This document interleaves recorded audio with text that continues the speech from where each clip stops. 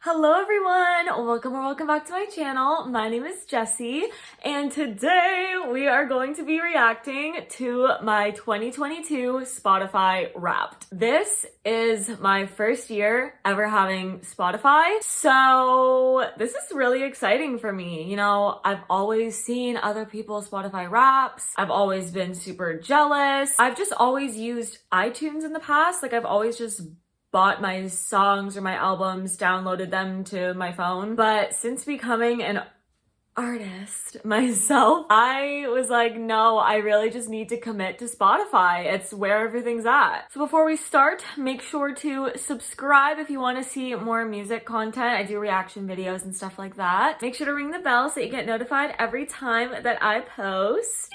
I'm nervous. I'm really nervous. I'm also excited, but I'm also nervous. Okay, so it says that my morning started with heartache happy. What does that mean? Heartache happy? That's an oxymoron. What? Okay, I don't know what that means, but it's exciting. If I had to guess, I would guess that means that I listen to heartache music and also happy music in the morning. It's just funny that they put those two together.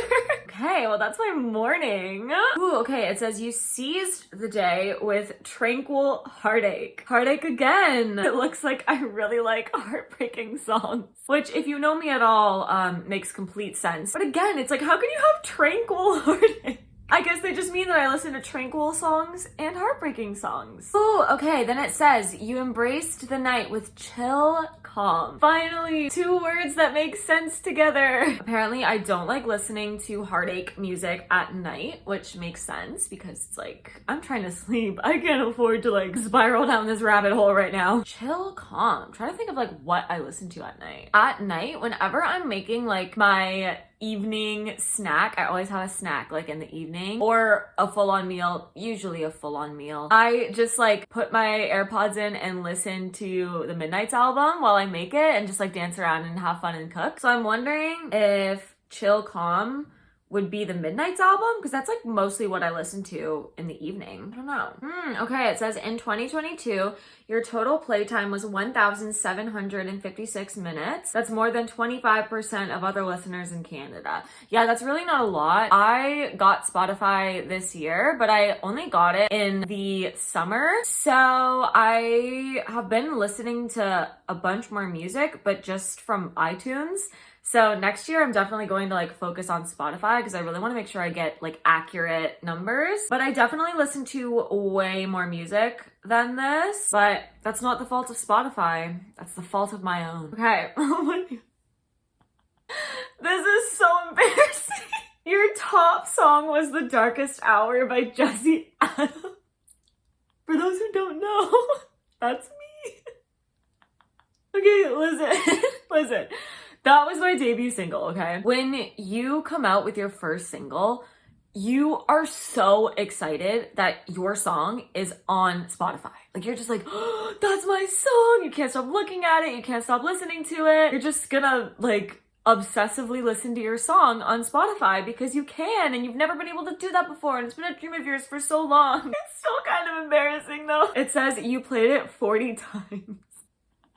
With the most listens on July 29th, 2022, which was the day it came out. That makes sense. I think I must have streamed it so many times that day, just like listening over and over and over again, just in disbelief that my song was on a streaming platform. But yeah, I just released my EP, Shades of Gold, and The Darkest Hour's on there. So if you're interested in listening to it, it's all linked down below. Shameless promo. Not me using my Spotify Wrap to just promo myself.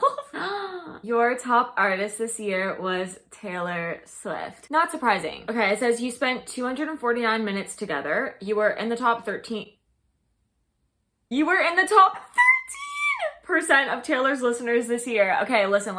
So like I said, I listen to most music off like iTunes for this year anyway, and in the past. So all of Taylor Swift's albums, I bought them and like they're downloaded onto my phone. So whenever I go anywhere, I'm usually listening to the Red album. In the spring and summer, I'm usually just listening to Folklore. Usually like around December, the new year, I'm listening to Evermore. So this is literally just Midnights. All the other Taylor Swift I've listened to this year, which is most of it, is just not shown here. So I'm probably like in the top like 0.001% of her listeners if I had to guess. But the fact that on Spotify specifically, I'm in the top 13, that's so like iconic. Yeah, we definitely spent more than 249 minutes together for sure. Ooh, okay, it says you couldn't stop listening to Lavender Haze. That makes sense, because with Midnights, and with most albums actually, like I tend to listen to the album in order for like the first 50 times I listen to it, and then I will put it on shuffle like as the years go by, just because if you're going on a drive or you're like making dinner or something, you're probably not gonna get through the whole album, and I want to like make sure that I get through like a bunch of different songs, which is why I like to put it on shuffle. But when I'm not familiar with the album, when it's new, I like to listen to it from beginning to end. I think that's the best way to really get a full appreciation of the album. So it makes sense that Lavender Haze is my like most listened to song on Spotify of Taylor's, because I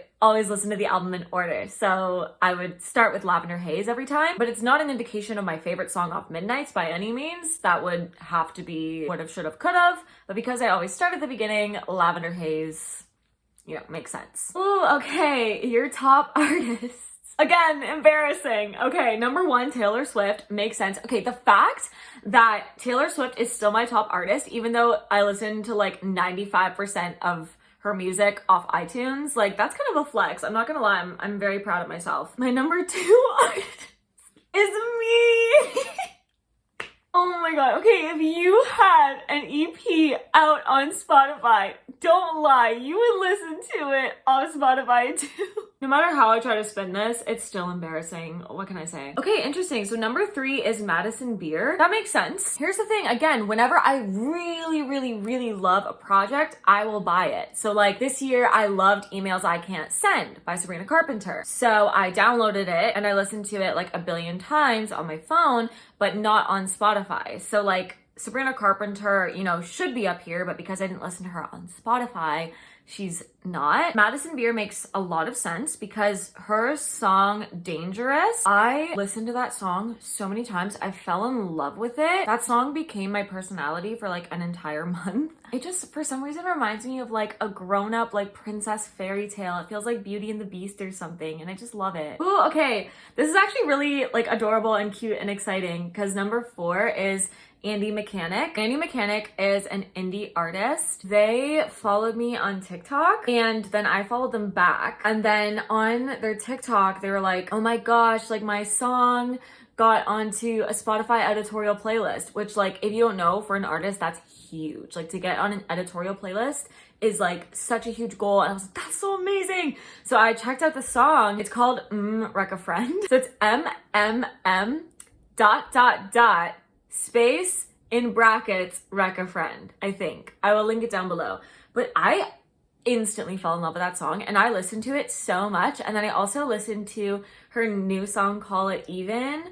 And she has another song out as well that I really love. But yeah, I'm just obsessed with her music. So definitely go check out Andy Mechanic. Just absolutely phenomenal. Okay, and then my number 5 artist is Lumri, I don't know exactly how to pronounce it. They're so sweet. So basically they put my song Perfect Mess featuring Sod Shake on their like sad songs playlist, and I just checked out their music and I really loved it. So I listened to them a bunch, and yeah, it's unfortunate that a lot of the artists I listened to just weren't on Spotify, probably the number 1 being Sabrina Carpenter, and then also Louis Tomlinson, but to be fair, he was a very new find for me. I think they just stopped counting before I started listening to Louis, because he would definitely be on here. I've listened to his song so many times. Don't worry, to all the Louis out there who watch my videos, I love you, I see you, and I promise you will be there next year. Ooh, okay, it says time to meet your listening personality. Wow, I didn't know I had a listening personality. I'm excited. Is this gonna be like a Myers-Briggs type thing? Oh my gosh, I'm an INFJ, by the way. Let me know down below what your Myers-Briggs type is, and also like a description of what it means, because like the only one I know is INFJ. Like I don't know the other ones because I'm self-centered. But yeah, let me know below. I'm curious. My listening personality. Ooh, okay. The fan clubber. You're the type of fan that artists dream of. Ooh. why thank you. When you love an artist, you cycle through entire albums, playing their hits and every song in between.